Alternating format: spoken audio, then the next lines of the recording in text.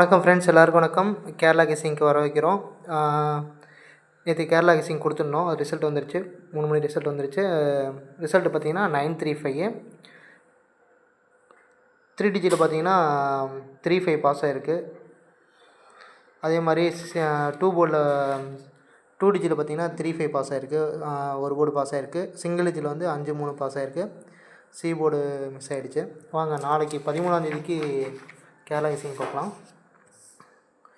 13ஆந்தேதி Kerala guessing 3 digit box வந்து 571027358806 2 digit வந்து 74476776 277257758008 68865554.